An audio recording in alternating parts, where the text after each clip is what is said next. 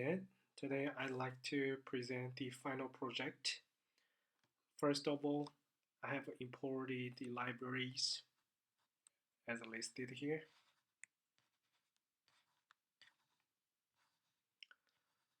So here's the data description project overview.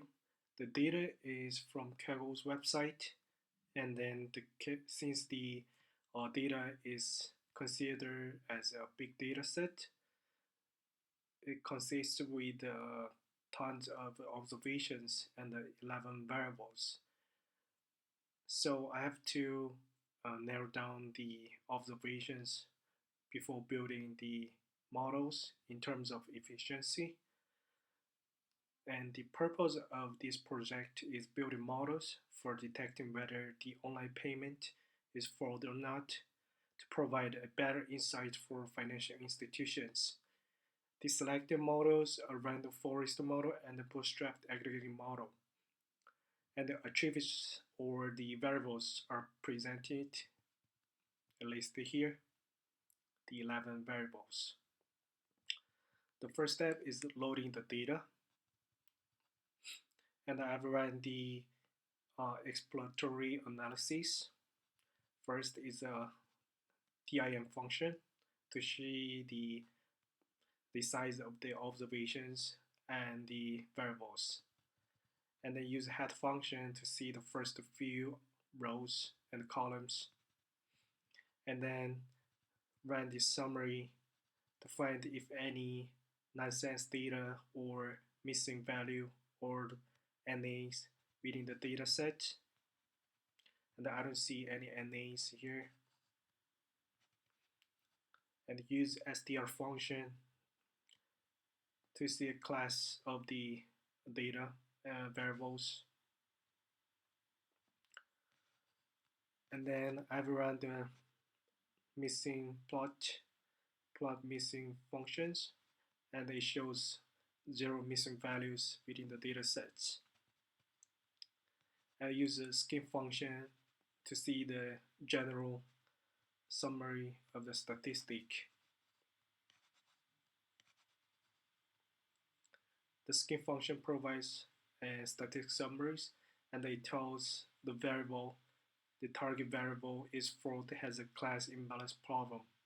Therefore, should fix the class imbalance problem before building the models to avoid any bias. And next step is visualizations. The first plot is the fraud transactions. Obviously, there is more not fraud cases compared to the fraud cases. And then I have plot the type of transactions. And then I see that cash out ranks the first, and followed by payments and the cash in. And the debit is the least type of the transactions. The next one, I want to see the fraud cases where what kind of types of the transactions belong to. And it seems the fraud cases are mostly within the types of transfer and cash out. And the next, I will run the transaction histogram express that distribution of the transactions amount is rightly skewed. It means most of the transactions are made in low values. And the next one is the correlation plot. And the plot shows that the numerical variables in the data sets, the new balance origin is highly correlated with the new balance origin. And also new balance test is slightly correlated with the amount. Yes, so here is the new balance origin and the old balance origin. And then I have done the data split and the feature engineering. So in this analysis, I decided to split the data in two groups, one for training and one for testing.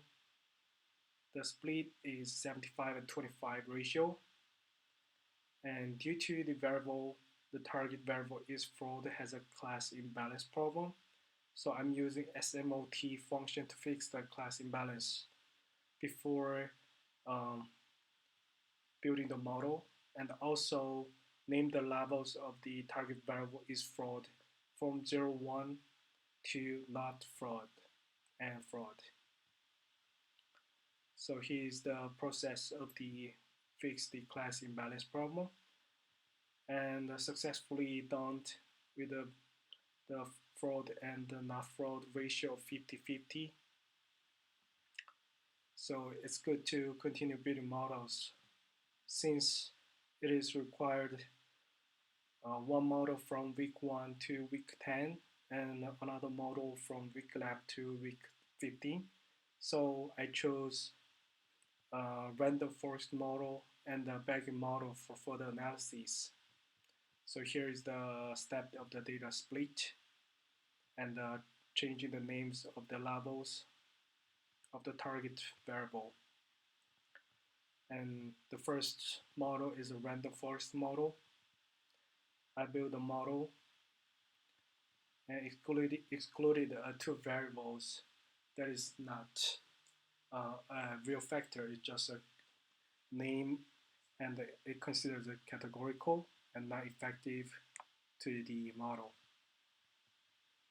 I plot the forest, and it shows that when the tree adds more and more, the accuracy is increasing.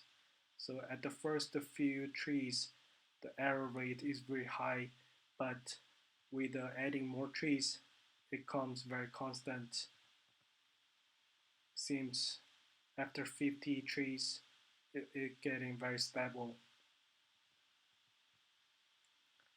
And with the variable importance plot, I can see that the old balance origin is the most valuable, and followed by type and the amount variable.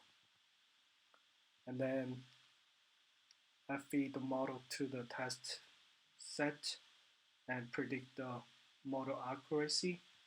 And the accuracy shows that random forest model has a 98.83%.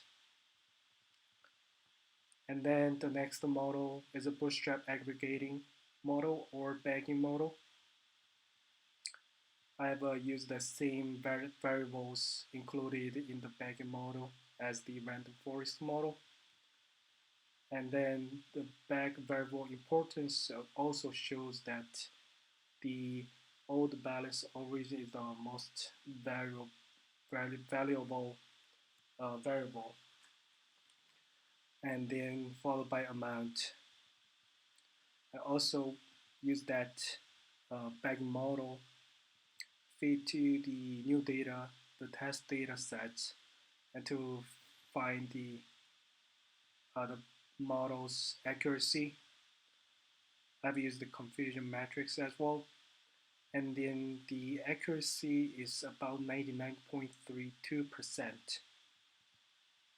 So in conclusion, the bootstrap aggregate model performs a better accuracy compared to the random forest model with 99.37% of the accuracy rate. Especially, it not only provides a more accuracy performance, but also predicted less incorrectly the fraud as a not fraud. As confusion matrix shows, the bootstrap aggregate model predicts the fraud as not fraud incorrectly with the 39 cases. Random forest model predict the fraud as a not fraud incorrectly with 57 cases. It is important for financial institutions to correctly determine the fraud cases since it may link to a tremendous disaster and the risk of losing properties for the customers. Therefore, I recommend to use the bootstrap aggregate model to the financial institutions to detect the fraud transactions. Thank you for watching my presentation. Thank you.